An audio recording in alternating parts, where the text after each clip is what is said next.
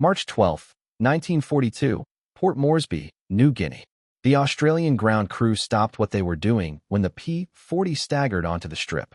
It came in hot, wobbling, the left elevator barely attached, half the tail chewed away as if something enormous had taken a bite out of it. When the wheels hit, the fighter bounced once, twice, then slammed down hard and rolled to a stop in a cloud of dust and leaking fuel. They counted the holes after. 43. The pilot climbed out slowly, boots slipping on oil, hands shaking so badly he nearly dropped his helmet. He leaned against the fuselage, fumbled a cigarette from his pocket, lit it on the third try, and took a long drag before anyone could ask a question. "The only thing that mattered," he said finally, voice hoarse, eyes still fixed on the jungle beyond the airfield, "is that the Zero's burning about 20 miles north." 6 months earlier, nobody would have believed him. In late 1941 and early 1942, the Mitsubishi A6M0 was a nightmare made of aluminum and arrogance.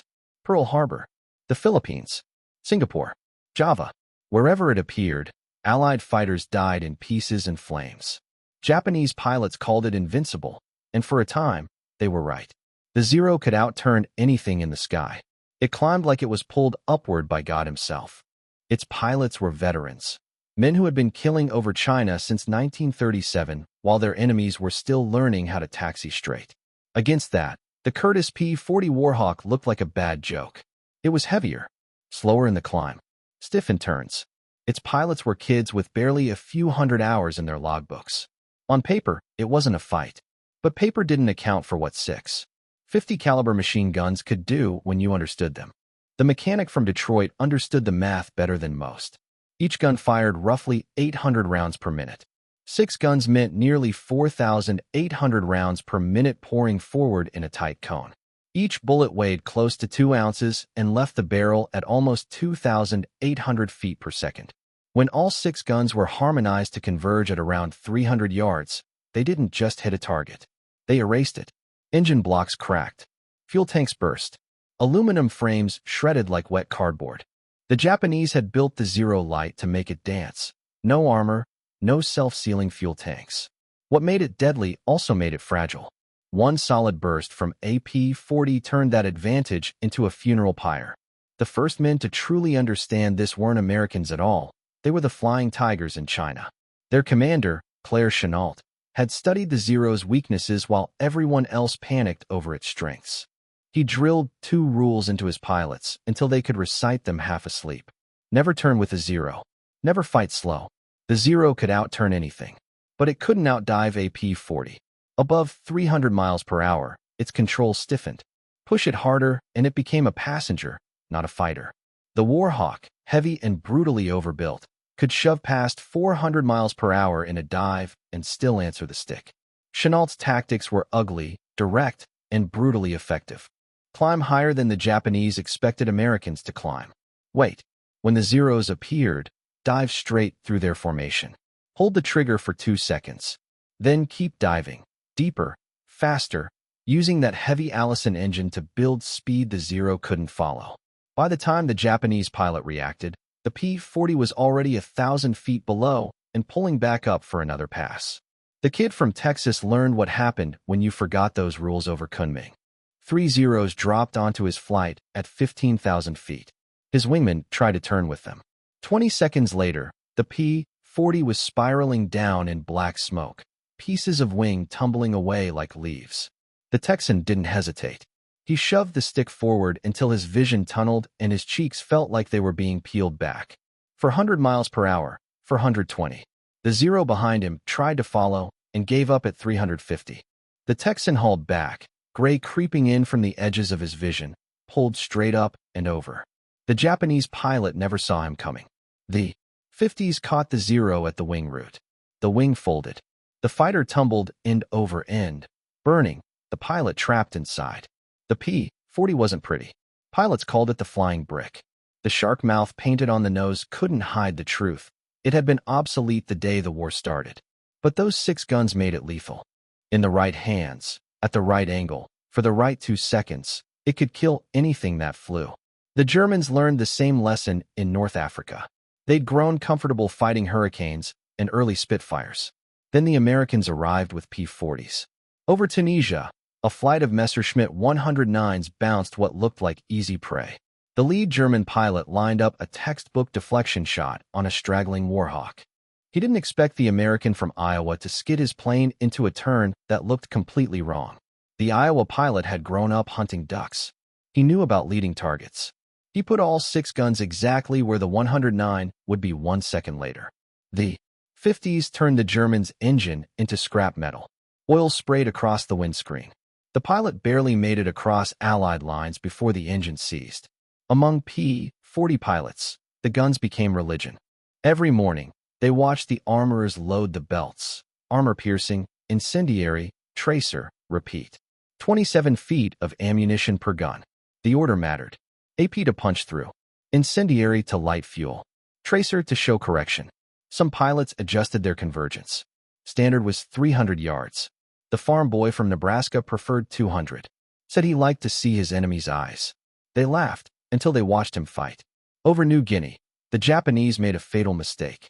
They kept flying like it was still 1941. A squadron of Zeros found P-40s at 8,000 feet and went straight into their climbing spiral, laughing as the Americans dove away. At 500 feet above the jungle, the P-40s pulled up hard. The Zero pilots couldn't turn at that speed. Couldn't climb. Couldn't do anything but fly straight into the cone of fire. 3 Zeros came apart in midair like they'd hit a sawmill. The 4th tried to escape. The mechanic from Detroit, on his 23rd mission, walked his rudder and sprayed bullets across the Zero's path. The Japanese pilot flew directly into them. The aircraft folded at the cockpit. The truth about the P-40 was simple and unforgiving. It didn't save bad pilots. It forced men to think, to plan, to calculate, to know where they would be in 5 seconds and where their enemy would be in 6. It turned teachers, farmers, bankers, and mechanics into killers because the alternative was dying fast and ugly. The teacher from Massachusetts kept a notebook: range, angle, rounds fired, result. After 50 missions, he had it down to numbers. 15 degrees deflection, 250 yards, target pulling less than 3 gs, 1.5 seconds, 85% kill probability. They called him Professor Death. And when the guns opened up, that heavy American thunder audible for miles. Every pilot in the sky knew what it meant. The P-40 might not win a turning fight. But when the 50 spoke, the argument was over. Build it heavy. Build it strong. Make it simple. And put enough guns on it to end a fight immediately. That philosophy was the opposite of how Japan built airplanes. And it was exactly why the P-40 survived. While Japanese industry struggled to replace veteran pilots and delicately engineered Zeros, American factories pushed Warhawks out by the thousands. Young men were trained to fly them in weeks, not years. A 19-year-old from Kansas with barely 20 hours in type could kill a Japanese ace with 5 years of combat experience. He didn't need to be better. He just needed one good shot. The mechanic from Detroit understood that truth instinctively. Before the war, he'd worked a Ford assembly line, tightening the same bolts thousands of times a day. He understood mass production and brutal reliability. The P-40 wasn't built like a racehorse. It was built like a truck. You could shoot half the tail off, and it would still fly. The engine might be smoking, missing cylinders, vibrating hard enough to blur the gauges, but it would keep running. And as long as those 6.50 caliber guns worked, the airplane was still dangerous. He'd seen Warhawks land with no hydraulics, no flaps, shredded control surfaces, sometimes barely controllable, but the gun still operational. That was all that mattered. The farm boy from Iowa proved it on Christmas Eve, 1943. Over Italy, he met a Focke-Wulf 190, one of the best fighters Germany had. On paper, it was superior in every way: faster, better climb, better roll, heavier armament. The German pilot was an ace with 40 victories. The American had 6. At the merge, the German made a mistake born of habit. He tried to turn inside the P-40. The American didn't follow. He rolled inverted, pulled through underneath, and fired a 2-second burst into the belly of the turning fighter. The 50s opened it like a can opener. The German pilot never fired a shot. By 1944, everyone agreed the P-40 was obsolete. P-51 Mustangs and P-47 Thunderbolts dominated the skies over Europe. Faster, higher, longer ranged. But in places like China, Burma, and the islands, where supply lines were fragile and airfields barely more than scraped dirt, the P-40 kept flying. And it kept killing. Japanese pilots who had survived hurricanes, early Spitfires, Wildcats, and P-39 still died when they drifted in front of a Warhawk's guns. Experience didn't matter when your aircraft was cut in half. The teacher from Massachusetts flew his final P-40 mission in March 1944. By then, he had 17 confirmed kills, each one logged carefully in his notebook. Range, angle, rounds fired, result.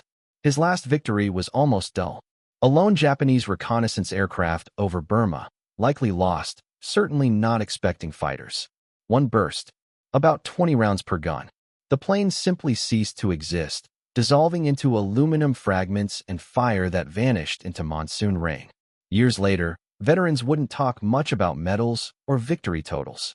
They talked about the sound, that hammering roar when all 6.50s fired together, the way it hit your chest through the seat, the aircraft shuddering as recoil slowed it, the smell of cordite filling the cockpit, brass casings streaming past the wings like glittering rain. And then the result. Wings folding, engines exploding, pilots dying, all in 2 seconds. Maybe 3, if you held the trigger too long. The P-40 proved something the war forced everyone to learn. Air combat wasn't about the best airplane. It was about understanding your machine and your enemy's weaknesses and delivering violence with precision. Short, focused, overwhelming violence. 6.50 caliber machine guns firing together could solve almost any problem if you put them in the right place at the right time. The kids who flew P-40s came home changed. They learned survival wasn't about fairness.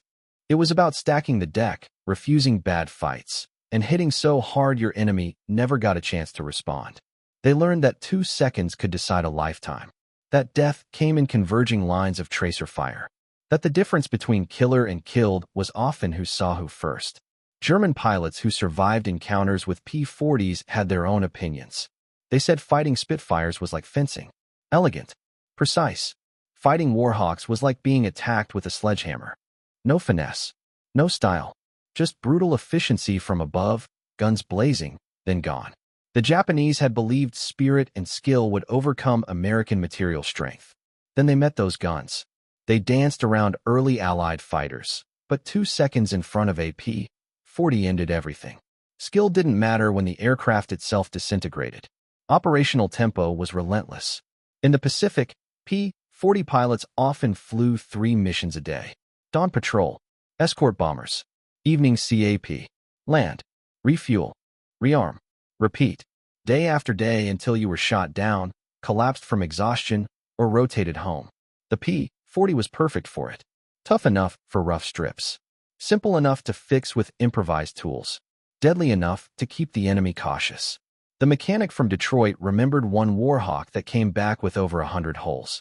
Japanese 20mm shells had torn chunks from the wings and fuselage. The pilot, a kid from Missouri, was wounded in 3 places. But the engine ran. 4 of the 6 guns still worked. They patched it with whatever they had, scrap aluminum from wrecked Japanese planes, parachute fabric, wooden crates. 2 days later, that same plane shot down a Zero. The guns didn't care what the airplane looked like. Pilots developed a dark humor about it.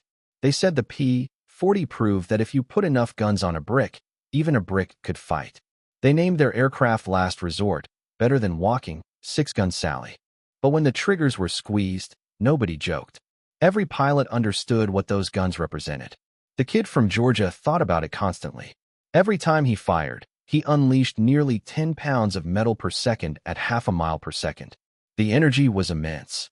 A single round could punch through an engine block. 6 guns together could erase an aircraft. He'd seen wings shear off. Fighters burst into flame. Pilots vanish into pink mist when caught without armor. The longest burst anyone remembered lasted 8 seconds.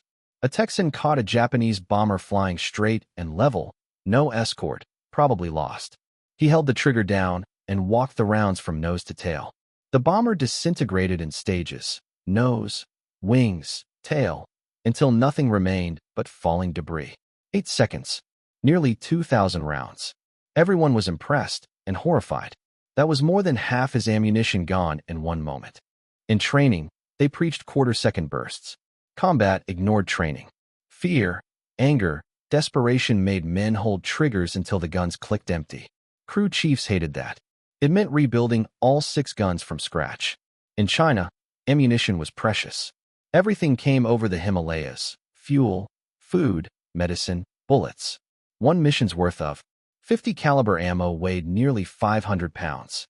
Every wasted round meant something else didn't arrive. The Flying Tigers mastered efficiency. One burst, one kill. The missionary's son from Oregon set the standard. For kills with 60 rounds total. 10 rounds per gun per kill.